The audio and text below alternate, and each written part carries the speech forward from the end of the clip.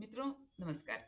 मैं लीना महेंद्रे और आप देख रहे हैं मेरा चैनल तेजोमय राष्ट्र चेतना। और अभी जो हाल की घटनाएं हुई हैं, जिसमें हम स्पष्टतः देख पाते हैं कि मुस्लिम समाज किस तरह से अधिक मात्रा में आतंकवादी होता जा रहा है। और जितना वो अधिक आतंकवादी होता जा रहा है, जितने अधिक आतंकवादी पकड़े जा रहे हैं, उतनी ही बड़ी मात्रा में उनके धर्म के लोग आगे आकर के कह रहे हैं कि अरे वो बेचारे, मतलब वो बेचारा इस वजह से कर रहा है, उस वजह से कर रहा है, टेररिज्म कर रहा है, बट करने दो, बेचारा है। और उनके साथ साथ कई हिंदू भी इन बातों को कह रहे हैं। तो मुझे लगता है कि अगर सरकार को इन आतंकियों से सख्ती से निपटना है और उनकी फंडिंग को बंद करना है, तो पहले तो ये देखें सरकार कि इनकी फंडिंग तो सरकार खुद, मतलब सरकारी जो योजनाएं हैं, सरकारी जो विभाग हैं अलग अलग, और जिसे हम अल्पसंख्यक विभाग कह रहे हैं, उस अल्पसंख्यक की श्रेणी में मुसलमानों को रख करके सरकार ने सबसे पहले ही खुद ही एक रास्ता खोल दिया कि मुसलमानों की फंडिंग सरकार खुद करे। और दूसरी बात, सरकार ने ये भी किया है, या कहो कि नहीं किया है, कि जो अंग्रेजों के जमाने से एक कानून बन गया कि बड़े बड़े हिंदू मंदिरों में जो दान चढ़ाया जाता है, उस दान पर सरकार का कब्जा होगा, क्योंकि इस दान से मंदिरों को ये दान रखने की या उसका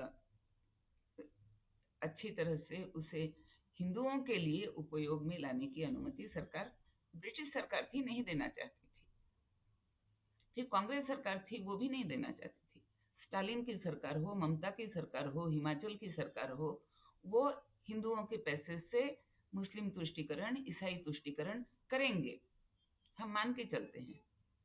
लेकिन जब हम ये देखते हैं कि महाराष्ट्र के भी हिंदू मंदिरों के पैसे पर सारे टेररिस्ट, इस्लामी टेररिस्ट पल रहे हैं, बढ़ रहे हैं, हिंदुओं के पैसे पर चर्चेस बढ़ रहे हैं और धर्मांतरण की गति को और तीव्र कर रहे हैं,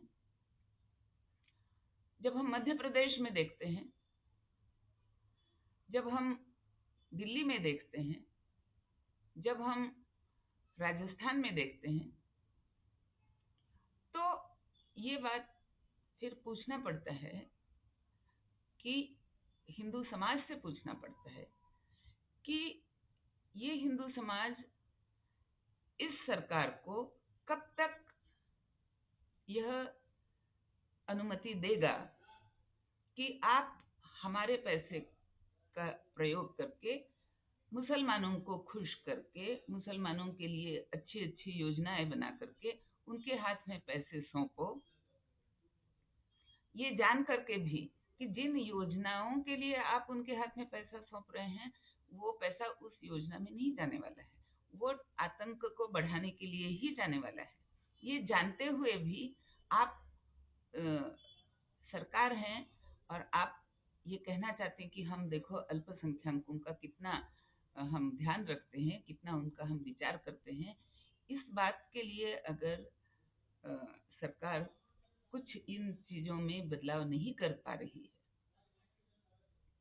तो हिंदुओं को आगे आकर के अपनी आवाज उठानी पड़ेगी कि मुसलमानों को अल्पसंख्यक की सूची से हटाओ और हिंदू मंदिरों का पैसा, जो कि एक श्रद्धावान हिंदू मंदिर में जाता है, और चूंकि सनातन धर्म में दान की महत्ता बताई है, तो दान करने के लिए वह मंदिर में पैसे रख देता है, ताकि मंदिर उसका सदुपयोग करके उसे उन हिंदुओं तक पहुंचाए जिन्हें किसी न किसी कारण से उस दान की आवश्यकता है।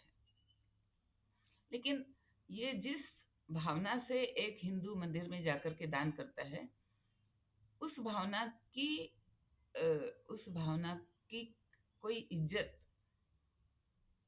उस भावना की कोई प्रतिष्ठा अगर सरकार नहीं करती है, तो हमें सरकार को आगे आकर के पूछना पड़ेगा कि आप कब ये कर रहे हैं।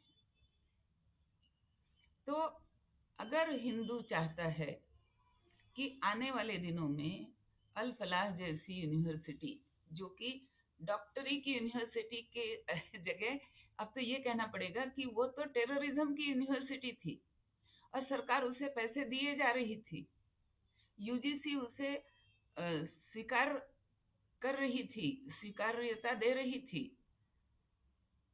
उसे वह यूनिवर्सिटी चलाने की एक इजाजत, अनुमति यूजीसी दे रही थी, सरकार के विभाग उसे फंडिंग कर रहे थे। कोई नहीं जांच कर रहा था कि ये प्रत्यक्ष में क्या करते हैं, और वो डॉक्टर बनाने के नाम पर टेररिस्ट बना रहे थे। अगर कोई यूनिवर्सिटी है, मान लो मेरी यूनिवर्सिटी है और मैंने 4 गुंडे पाल रखे हैं, और मेरे नाम से मेरी यूनिवर्सिटी भी मैंने चला रखी है, तो मुझे क्या परेशानी है कि मैं उन गुंडों को लिख करके दे दूं कि ये डॉक्टर पास कर चुके हैं, ये डॉक्टरी में पीएचडी भी कर चुके हैं, इन्हें नोबेल प्राइज के लिए भी नामित किया जा सकता है, इन्हें देश का प्रधानमंत्री बनने के लिए भी नामित किया जा सकता है। लिख के देने में, इस तरह का सर्टिफिकेट देने में मेरा क्या जाता है। तो उनके पास जो डॉक्टरी सर्टिफिकेट दिए जाते हैं वो सारे के सारे जाली हैं, फेक हैं। और फेक ना भी हो तो भी अगर वो वास्तव में डॉक्टर हैं, तो क्या वो इसलिए डॉक्टर हैं कि वो हिंदू को देख करके तत्काल उसे मारने की बात सोचे।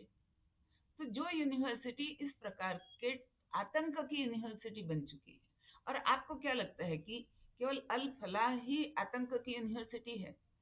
हर मदरसा आज एक आतंक की यूनिवर्सिटी बन चुका है या बनने के रास्ते पर।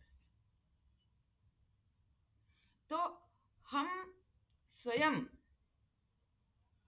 आ बैल मुझे मार कर रहे हैं, सरकार स्वयं आ बैल मुझे मार कर रही है, और हम उनकी बात सुन रहे हैं जो विक्टिम कार्ड खेल रहे हैं इन आतंकियों के लिए। और ये विक्टिम कार्ड खेलने वाले केवल मुसलमान नहीं हैं, हिंदू भी हैं।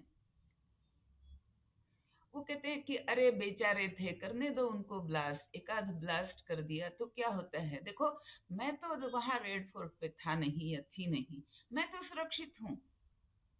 तो वो अगर करना चाहते हैं तो करने दो ब्लास्ट। जो रेड फोर्ट पे था, जो मरा, उसका दुर्भाग्य। ये सोच हिंदू समाज कब तक पालेगा, और कब हिंदू समाज जागेगा और कहेगा एक हमें हिंदू राष्ट्र चाहिए। और मैं धन्यवाद करती हूँ उन सारे संत महात्माओं का, बागेश्वर धाम के महाराज का मैं धन्यवाद करती हूँ। उन्होंने आगे आकर के इस बात को खुलेआम कहा, अपने साथ में एक जन समुदाय को जुड़ा करके कहा, जो काम मेरे जैसे बड़े बड़े बुद्धिजीवी नहीं कर पा रहे थे, जो काम विष्णु जैन जैसे बड़े बड़े हमारे देश के वकील नहीं कर पा रहे थे। क्योंकि हम सब अपनी एक अपनी एक मानसिकता हमने बना करके रखी होती है कि नहीं नहीं, हम भले ही धीरे धीरे चलें, पर हम सारी बातें कानून के दायरे में रख करके करेंगे।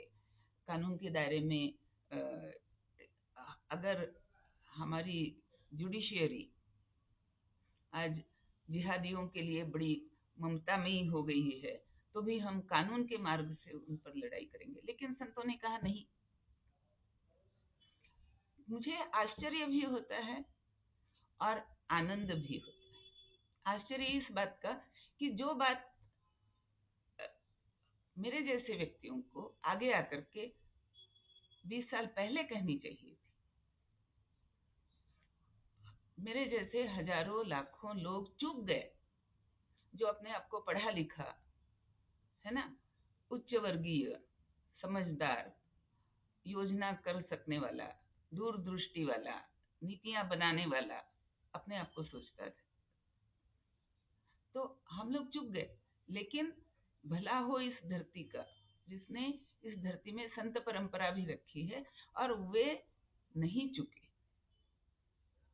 भले वो भी थोड़ी देर से जगे हों, पर वे जग तो गए, और वे आज हिंदुओं को जगा रहे हैं। तो हिंदुओं को सबसे पहले सामने आकर के कहना होगा कि हाँ, हमें हिंदू राष्ट्र की आवश्यकता है, वरना हमें जिजिया कर देने के लिए बाध्य होना पड़ेगा आज से 10 साल बाद। दूसरा, हमें मुसलमानों को अल्पसंख्यक के सूची से हटाना होगा। उन तक जो कि आज बहुसंख्या में है, 20% है, और कई कई जिलों में वो 50% से भी अधिक है। तो क्यों हम उन्हें अल्पसंख्यक कहें, और क्यों हम देश की साधन संपत्तियां उनके नाम पर न्यौछावर करें, ताकि वे हम पर ही आतंकी हमला कर सकें? क्यों हम करें?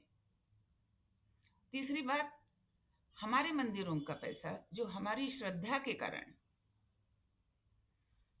हमारी दान की इच्छा के कारण मंदिरों में दिया जाता है, ताकि हिंदू धर्म को आगे लिया जा सके, हिंदू धर्म को बढ़ावा दिया जा सके, उस पैसे को सरकार काबिज करके ईसाइयों में बांटती है, मुसलमानों में बांटती है, और हम अभी तक इस पर सक्षमता से आवाज नहीं उठा रहे हैं। हमें तब तक आवाज उठाती रहनी पड़ेगी जब तक कानून नहीं बदला जाता, जब तक जुडिशियरी अपने जो उनके मन में जो एक सेक्युलरिज्म का भाव भरा हुआ है उससे बाहर नहीं आती, और जब तक हिंदू ये नहीं समझा पाता सबको कि हिंदू होना ही सेक्युलरिज्म है।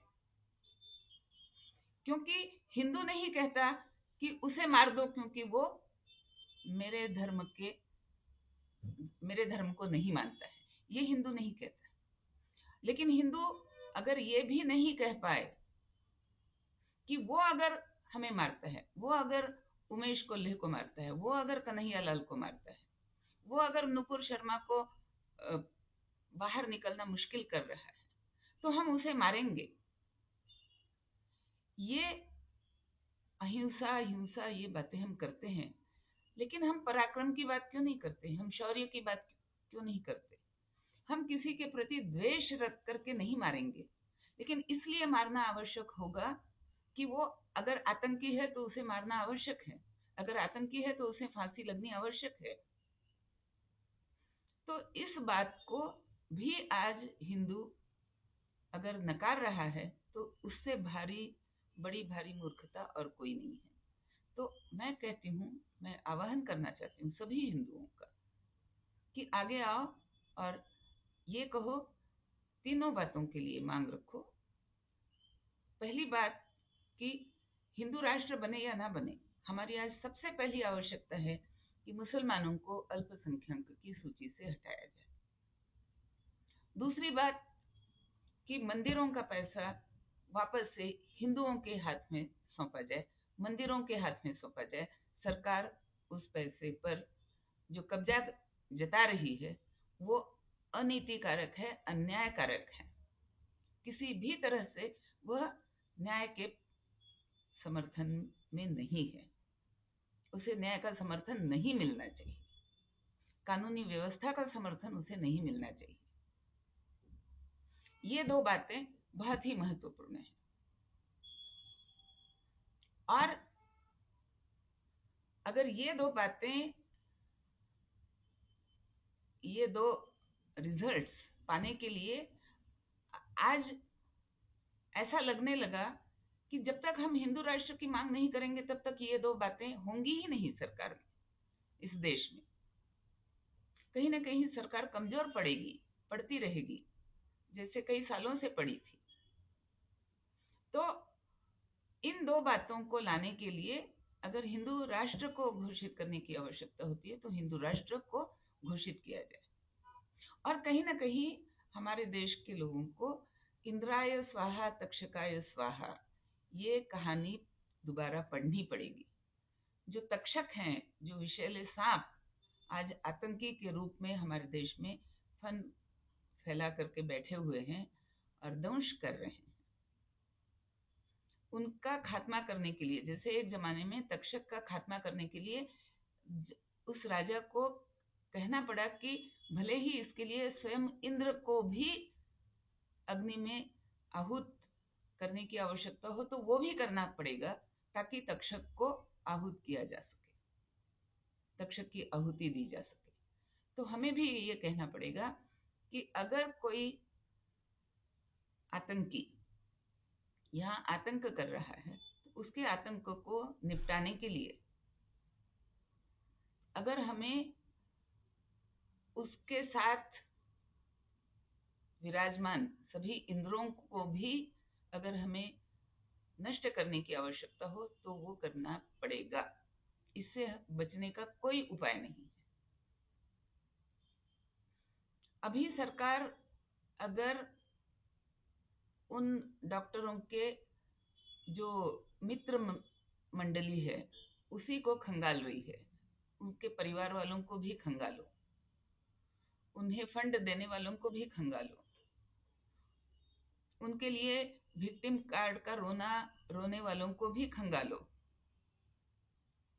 जब तक हम तक्षक के साथ साथ इंद्र की आहुति देने के लिए तैयार नहीं हैं, तब तक इन सर्पों का, इन विषैले नागों का, इन आतंकियों का, इन जिहादियों का भय लेकर के हमें रहना पड़ेगा।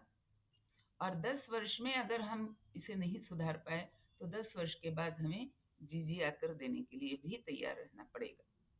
तो बस ये जागृति हो हमारे अंदर, इसी प्रार्थना के साथ जय हिंद, वंदे मातरम, राम राम।